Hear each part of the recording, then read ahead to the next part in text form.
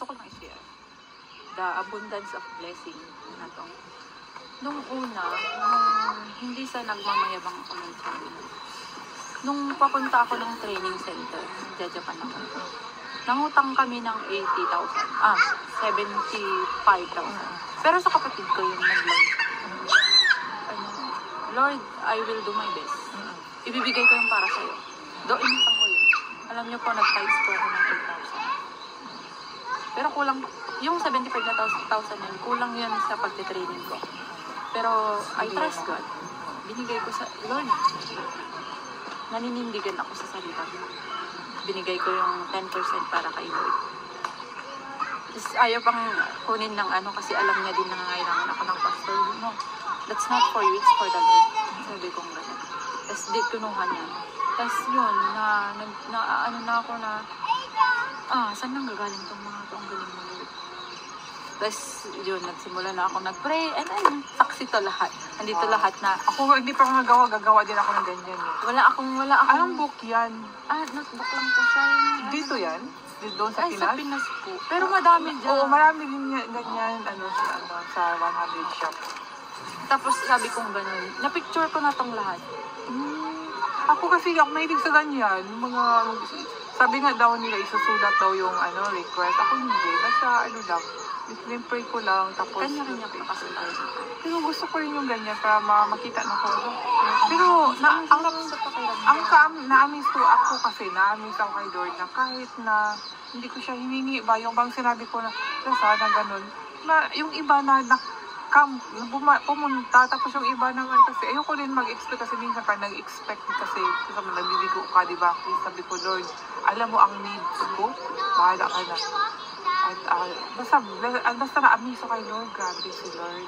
Hindi niya ako binigyan ng yung bang parang instant talaga na yung blessing talaga na parang hindi ko pinaghirapan. Gusto niya yung pinaghirapan ko, yun ang napipil ko. Kasi sabi ko, Lord, need ko ang pera mo sa December. Ngayon, kaya hindi ako overtime ako na yun ang binigay niya sa akin. Kaya busy ako. Trabaho. Pero ang nakakaanis, hindi ako nakaramdam ng pagod. Diba? Ako din po.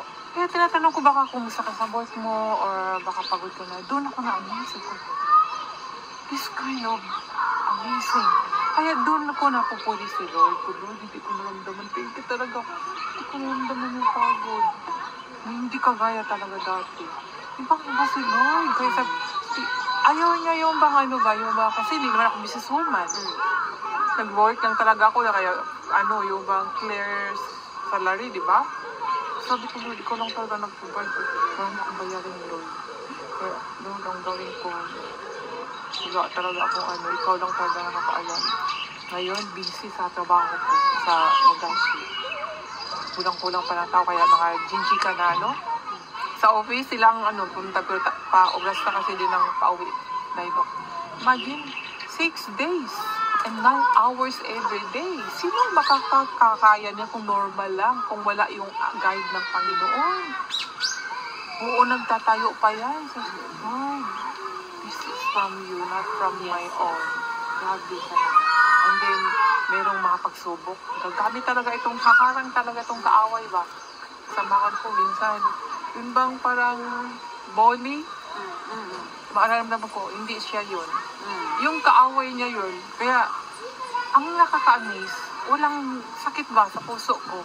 Lord, salamat talaga. Hindi mo ako binigyan na masaktan ako. Parang mandate ako ng anesthesia. Sobrang amaze ako kay Lord. Grabe, amaze na amaze. Ang lang talaga na, Lord, patulog mo. Yun, binibigyan din niya ako matulog.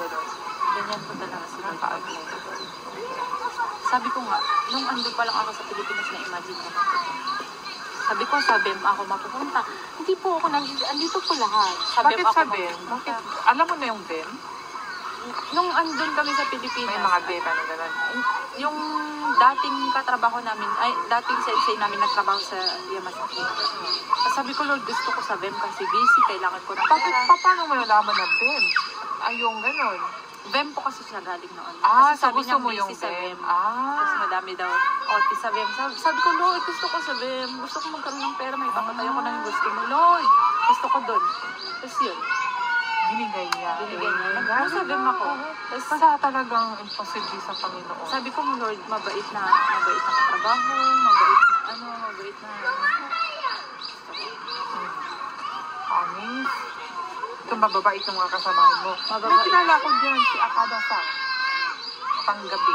hindi ko. Ano siya, maliit na, matanda na. Akada Sang.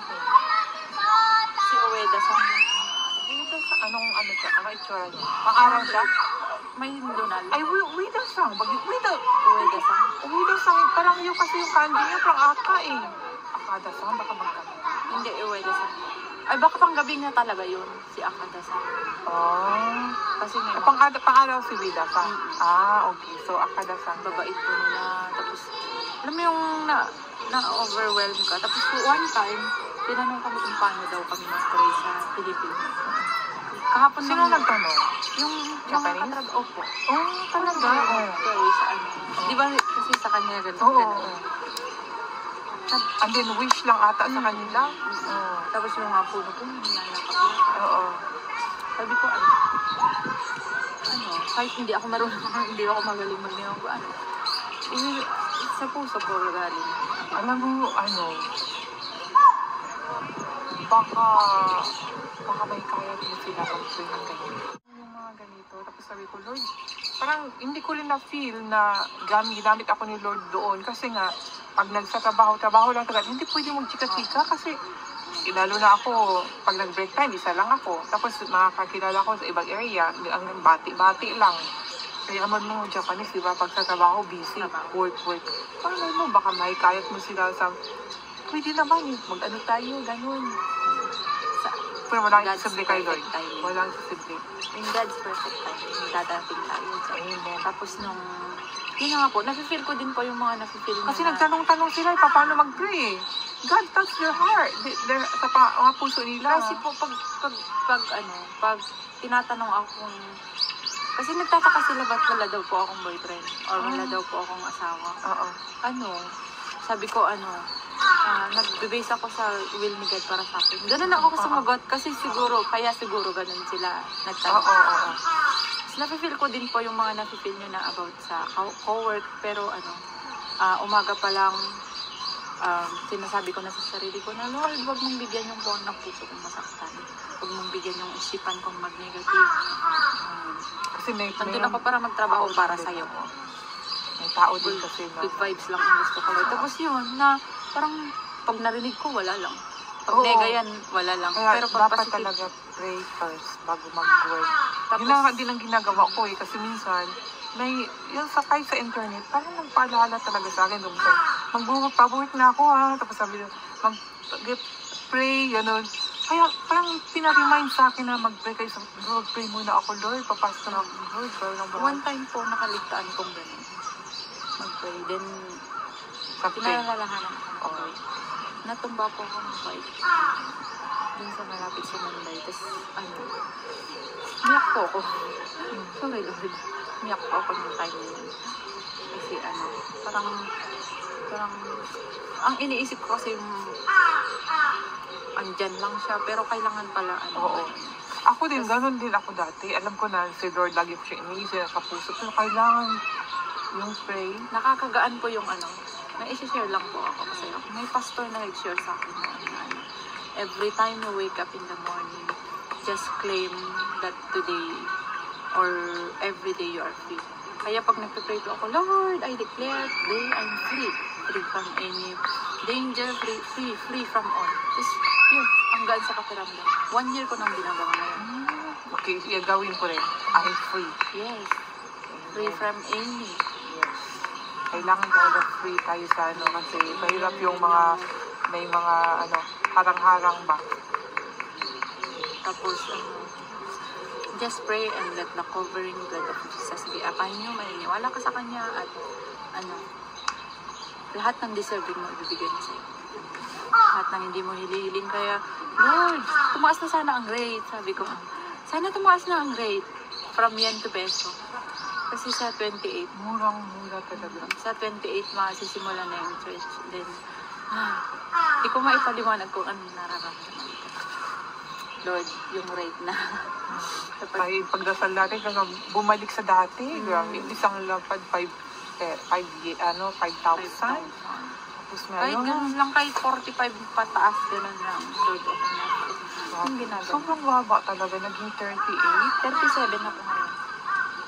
Kaya parang walang ganang magpadala sa Pilipinas. Pero, Gusto ko umuwi, pero parang ayaw ko umuwi. Hintayin ko munang tumaas. Magdandan tayo. Kain?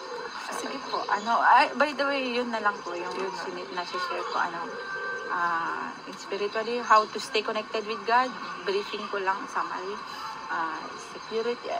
spiritual security and guidance, tapos pagkatapos ng spiritual security and guidance, marirenew ka, pagkatapos ng ma-renew, nagawa mo na yung role mo kay God, abundance of blessing, assurance of blessing, yun lang. And